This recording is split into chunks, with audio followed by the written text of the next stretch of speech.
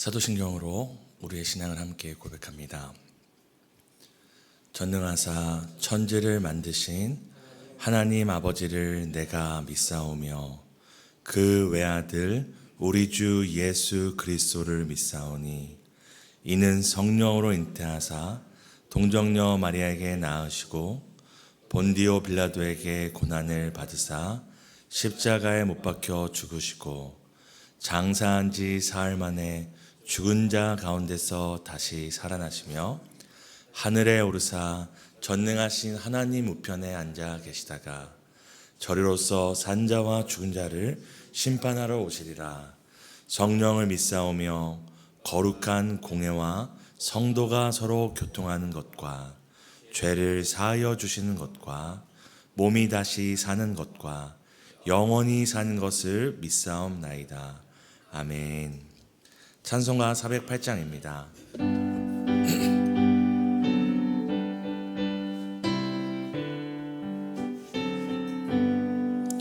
나 어느 곳에 있든지 늘 마음이 편하다. 주 예수 주신 평안함 늘 충만하도다. 나의 마음속이 늘 평안해. 나의 마음속이 늘 평안해. 악한 죄 파도가 많으나 마음이 늘 평안해. 내 맘의 손은 영생수 한없이 흐르니 목마름 다시 없으며 늘 평안하도다. 나의 마음속이 늘 평안해. 나의 마음속이 늘 평안해. 악한 죄 파도가 많으나 마음이 늘 평안해. 참되신 주의 사랑을 영원치 못하네. 그 사랑 내 맘 여시고 소망을 주셨네. 나의 마음속이 늘 평안해. 나의 마음속이 늘 평안해. 악한 죄 파도가 많으나 마음이 늘 평안해. 주 예수 온갖 고난을 왜 못 소당했나. 주 함께 고난 받으면 멸류관 얻겠네. 나의 마음속이 늘 평안해. 나의 마음속이 늘 평안해. 악한 죄 파도가 많으나 마음이 늘 평안해. 아멘. 열왕기하 9장입니다. 구약성경 열왕기하 9장 27절에서 37절 교독하도록 하겠습니다.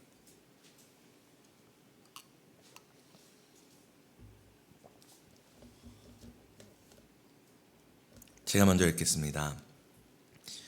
유다의 왕 아하시아가 이를 보고 정원의 정잣길로 도망하니 예후가 그 뒤를 쫓아가며 이르되 그도 병거 가운데서 죽이라 하매 이블로암 가까운 구르비탈에서 치니 그가 무기토까지 도망하여 거기서 죽은지라.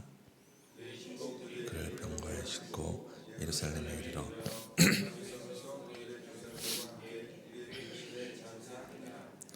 아합의 아들 요람의 제11년에 아하시아가 유다 왕이 되었더라. 예후가 이세벨이 듣고 눈을 그리며 머리를 꾸미고 창에서 바라보다가 예후가 문에 들어오매 이르되 주인을 죽인 너 시므리여 평안하냐 하니 무릎을 들어 장애하고 내 편이 될 자가 누구냐 두어네 시가 이르되 그를 내려 던지라 하니 내려 던짐에 그의 피가 담과 말에게 튀더라.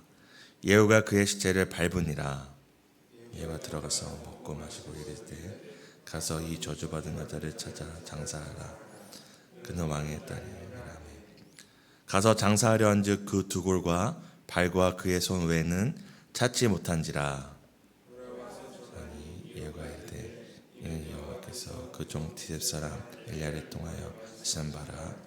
이르시기를 이스라엘 토지에서 개들이 이세벨의 살을 먹을지라. 함께 읽겠습니다. 그 시체가 이스라엘 토지에서 거름같이 밭에 있으리니 이같이 이스라엘 가리켜 말하지 못하게 되리라 하셨느니라 하였더라. 아멘. 오늘도 말씀과 기도로 평안 가운데 살아가시는 모든 성도님들 축복하고 환영합니다. 우리나라 속담에 친구 따라 강남 간다는 말이 있습니다. 오늘 북이스라엘 요담 왕을 가까이 하던 유다 왕 아하시야 또한 자신이 가까이 했던 이 요담을 따라 그 최후를 맞이하게 됩니다. 우리가 읽었던 본문에는 이 요담을 죽인 예후가 아하시야를 쫓아가며 그를 죽이라고 명령합니다.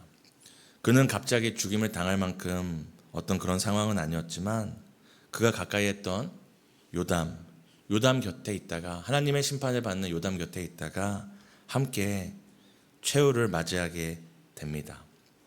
사랑하는 성도 여러분, 무엇을 가까이 하냐, 누구와 함께 하냐가 우리의 삶에 미치는 영향에 대해서 우리가 생각해 보았으면 좋겠습니다. 오늘 성도님들은 무엇을 가까이 하고 계시고 누구와 함께 살아가고 계신가요? 세상과 벗하며 세상 나라의 소망과 목적을 두며 살아가고 계시지는 않은가요?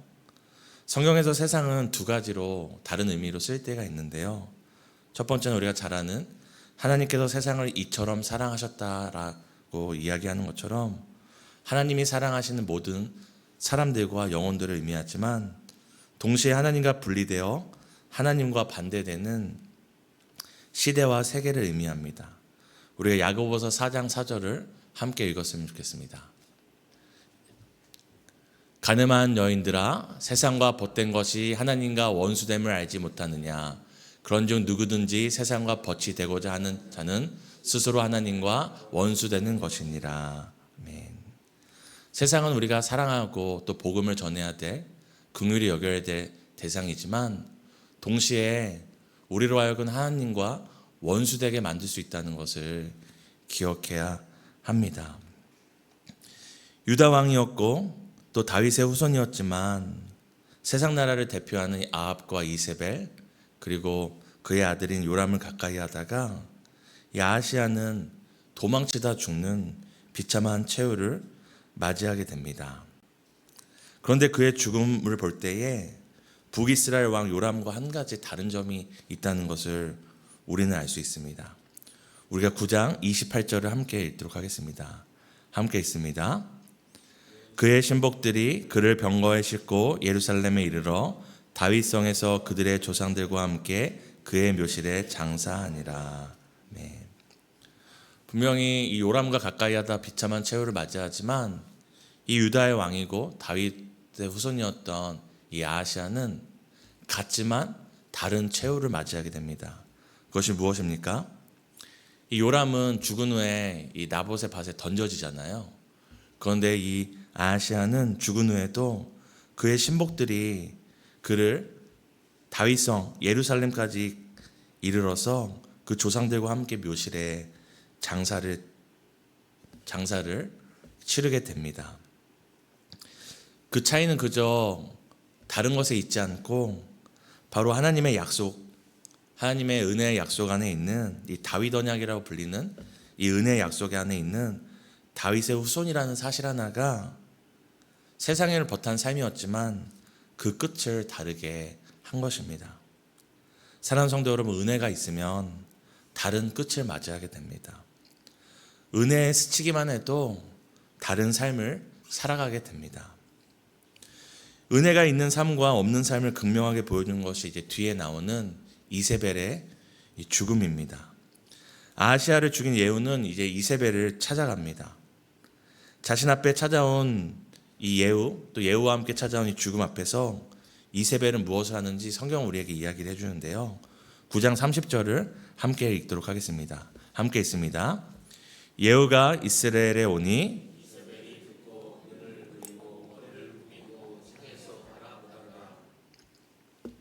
지금 자신을 죽이려고 이 예후가 찾아오자 이세벨이 무엇을 합니까? 자신을 치장하고 자신을 꾸미고 자신을 이렇게 포장을 합니다. 이 이세벨의 모습은 자신이 이세벨이 살아온 모습을 우리에게 보여주는 것입니다. 성도님들은 자신의 삶의 최후가 끝이 다가왔다고 생각할 때 어떤 행동을 하시겠습니까? 근데 이세벨은 무엇을 합니까? 지금 자신을 화장하고 머리를 꾸미고 이쁘게 자신을 치장하고 있습니다. 이것이 이세벨이 살아온 모습을 우리에게 보여주는 것입니다. 예후가 이제 자신을 찾아오자 요람과 마찬가지로 이세벨이 예후에게 묻습니다. 9장 31절입니다. 예후가 문에 들어오매 이르되 주인을 죽인 너 시므리여 평안하냐 하니. 요람도 예후가 그 군대와 함께 찾아올 때 그 사람을 보내서 계속 묻잖아요. 너가 평안하냐 평안하냐, 평안의 소식으로 오는 것이냐. 그런데 이세벨도 마찬가지로 예후에게 묻습니다. 평안하냐. 그러나 우리가 어저께 살펴본 것처럼 세상 사람들은, 이 죄인들은 끊임없이 평안을 말하지만 죄에는 평안이 없다는 사실을 우리는 잘 알고 있습니다. 아무리 평안을 말하고 평화를 말하고 편안한 삶을 말할지라도 죄에는 불안이 따라오고 죄에는 그 값이 따라오고 죄에는 심판이 따라온다는 것을 우리는 기억해야 합니다. 그리고 32절에 예후는 말하는데요. 그렇게 자신의 평안을 묻는 이세벨에게 아무런 답을 하지 않고 혹시 자신의 편에 서는 자가 있는지 물어봅니다. 그랬더니 성경에 우리가 읽었던 본문에는 두어 내시가 예후를 이렇게 쳐다봤다고 이야기를 합니다. 그러자 예후는 그들에게 이세벨을 던지라고 말합니다. 그리고 그 내시들이 이세벨을 던지자 오늘 본문에는 그의 피가 담과 말에 튀었다고 말합니다. 그리고 그 시체를 예후가 밟았다고 얘기하고요. 다른 번역에 보면은 예후가 타고 있던 말이 밟았다는 번역도 나오기도 합니다. 끝까지 자신의 신하들에 의해서 예루살렘에 이르러 이 다윗성에 이르러 이 조상의 묘실에 들어간 아하시아의 죽음과는 분명히 대비되는 모습입니다. 그 차이가 무엇입니까? 바로 하나님의 은혜 안에 있냐 없냐 하는 것입니다. 여기서 아하시아가 천국에 갔냐 지옥에 갔냐, 아하시아가 어떤 삶을 살았냐 이게 중요한 것이 아니라 이 본문은 우리에게 말해주는 것이 하나님의 그 은혜와 약속 안에 있으면 아무리 범죄한 그 삶이라 할지라도 다르다라는 것을 우리에게 보여주는 것입니다. 범죄한 인생도 그 은혜 안에, 그 은혜를 약속을 받은 후손이라는 이유만으로도 다른 최후를 맞이한다면 은혜로 살아가는 우리, 날마다 은혜를 간구하며 살아가는 우리의 끝은 어떠할까요? 더 다른 끝을 보게 될 것입니다. 이제 이세벨이 죽은 후에 궁에 들어가 먹고 마시던 예후는 그래도 왕의 딸이었던 이세벨을 생각해서 그 시체를 이렇게 거두어 주려고 합니다.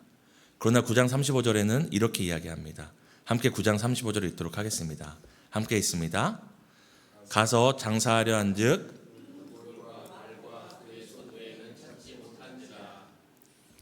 지금 은혜 없는 삶이, 은혜를 떠난 삶이 얼마나 비참한지를 다시 한번 성경이 재확인해 주는 것입니다. 그저 이세벨이 던져져서 그 피가 담과 말에 튀었다는 것으로만 끝나도 되잖아요. 근데 예후가 지금 그가 왕의 딸이었다는 걸 생각해서 그 시신을 걷어주려고 했지만 무엇이라고 얘기합니까? 두골과 발과 손 외에는 아무것도 남지 않았다고 이 이세벨의 비참한 최후를 재확인해주고 있습니다. 이것이 은혜 없는 자의 최후이고 끝입니다. 그러며 9장 36절은 이렇게 이야기합니다. 돌아와서 전하니 예후가 이르되 이는 여호와께서 그 종 디셉 사람 엘리야를 통하여 말씀하신 바라. 이르시기를 이스라엘 토지에서 개들이 이세벨의 살을 먹을지라. 오늘 본문은 그저 예후가 자기가 왕이 되기 위해서 사람들을 처단한 것으로 이 이야기를 맺고 있지 않고, 이것이 오래전 디셉 사람 엘리야를 통해서 하나님께서 약속하신 자기의 마음대로 세상에 버타며 세상 나라의 주인이 되어 살았던 자들에게 임할 심판, 엘리야에게 주셨던 그 심판의 메시지가 오늘날 성취된 것을 우리에게 말하고 있는 것입니다. 그리고 또한 말씀은 반드시 성취된다는 것과 함께 우리에게 무엇을 말씀합니까? 은혜 안에 있다는 것과 은혜 없는 삶이 겉보기에는 별다른 차이 없는, 똑같이 죽는 것처럼 보이지만 그 끝이 얼마나 극명하게 나뉘는지를 우리에게 보여줍니다. 비록 하나님보다 세상을 쫓아 범죄였지만 신복들이 그를 병거에 싣고 예루살렘 다윗성에 그 조상들과 함께 그 묘실에 들어간 아하시아와 개들에게 먹히고 이 토지의 거름이 된 이세벨의 죽음을 통해 이 은혜의 기준으로 어떻게 삶이 비참하게 나뉘는지를 우리에게 다시 한번 보여주는 겁니다. 사랑하는 성도 여러분, 당장 우리의 삶과 우리의 상황과 성과를 볼 때 사실 우리는 세상 사람들과 별반 다르지 않게 살아가는 것 같습니다. 늘 은혜를 구하며 그 안에 살아가기를 간구하지만 은혜를 구하지 않는 이들과 별반 다르지 않게 살아가는 것 같습니다. 잘 되지 않는 것 같기도 하고, 때론 은혜 구하지 않는 사람들에 비해 때론 몸과 마음이 병들기도 하는 것 같고, 자녀로 인해 속이 썩을 때도 있는 것 같습니다. 그래서 별반 다르지 않구나, 때론 우리 스스로도 낙심하게 되고 낭망하게 될 때가 있는데요. 그러나 오늘 성경 우리에게 무엇을 얘기해 줍니까? 은혜 안에 있으면 끝이 분명히 다르다는 것입니다. 사랑하는 성도 여러분, 우리는 오늘의 성과가 아니라 최후의 승리를 향해 가는 자들입니다. 시편 73편을 보면 이 시편 기자가 악인들이 평안히 살아가고 날마다 재물이 늘어가는 것을 보며 내가 하나님을 은혜를 구하며 하나님의 백성으로 살아가는 것이 헛되구나라고 오히려 낙심을 느낄 때가 있었다고 고백합니다. 하지만 73편 16절 17절에는 무엇이라고 얘기합니까? 우리가 함께 읽었으면 좋겠습니다. 함께 있습니다. 내가 어쩌면 이를 알까 하여 생각한즉 그것이 내게 심한 고통이 되었더니 하나님의 성소에 들어갈 때에야 그들의 종말을 내가 깨달았나이다. 아멘. 이 시편 기자도 이 악인들, 은혜 없이 살아가는 자들 볼 때, 오히려 잘 되고 흥하는 걸 볼 때 어찌하여 이럴까 이렇게 생각하는 것이 오히려 자신에게 고통이 되었다고, 심한 고통이 되었다고 이야기를 합니다. 하지만 하나님의 성소에 들어갈 때에 그들의 종말을 깨닫게 되었다고 또 말합니다. 사랑하는 성도 여러분, 우리가 오히려 은혜 없는 자들을, 하나님 없이도 살아가는 자들, 오히려 그렇게 열심히 살아가서 수단과 방법을 가리지 않는 자들이 더 잘 되는 것 같고 더 번창한 것 같을지라도 우리는 기억해야 됩니다. 은혜가 있으면 끝이 다르다. 은혜에 스치기만 해도 그 삶이 다르다는 것을 기억해야 합니다.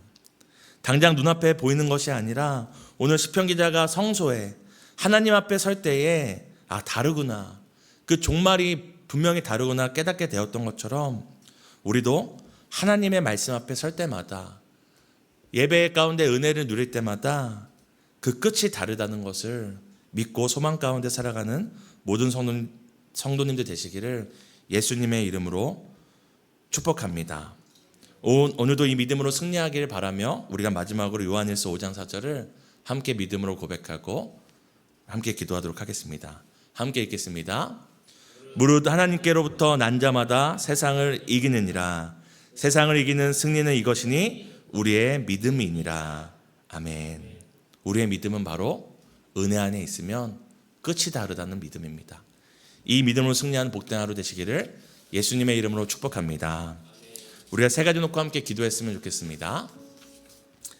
첫 번째는 세상을 가까이하며 세상과 버타는 삶이 아닌 날마다 하나님을 가까이 하며 동행하게 해달라고 기도하시겠습니다. 두 번째는 은혜 안에 있으면 마침내 주시는 최후의 승리를 바라보며 믿음의 경주를 멈추지 않게 해달라고 기도하겠습니다. 오늘 교회가 함께하는 기도는 이웃과 나라와 민족을 위한 기도입니다. 성 정체성이 혼란한 시대 가운데 사람을 남녀로 창조하신 하나님의 질서가 회복되게 해달라고 함께 기도하시겠습니다. 하나님, 세상을 가까이 하며 세상과 버타는 삶이 아닌 날마다 하나님을 가까이 하며 동행하기를 소망합니다. 때론 세상이 달콤하게 보일 때도 있고 하나님 없이 살아가는 그 인생이 더 좋게 보일 때도 있지만, 하나님, 우리가 성소에 이를 때에, 하나님 앞에 설 때에, 하나님의 말씀을 살필 때에 그들의 종말을 알게 됩니다. 은혜가 없으면 그 끝이 다르고, 은혜가 있으면, 은혜 안에 있으면 그 끝이 다르다는 것을 우리가 깨닫게 됩니다. 은혜 안에 있으면 마침내 주시는 최후의 승리를 바라보며 우리가 이 믿음의 경주를 포기하지 않고 다시 일어나 끝까지 달려가기를 소망합니다. 하나님, 오늘날 젠더 이슈와 또 여러 가지 조례를 통하여서 하나님이 만드신 창조 질서와 창조의 이 정의들을 훼손하고자 하는 사단의 괴략과 술수가 끊임없이 우리를 공격합니다. 하나님, 성 전체성이 혼란한 시대 가운데 사람을 남녀로 창조하신 하나님의 질서가 우리 안에 회복되도록 다시 한번 우리 자녀 가운데 온전히 전해질 수 있도록 주님을 사랑하는 교회를 사용해 주시기를 소망합니다.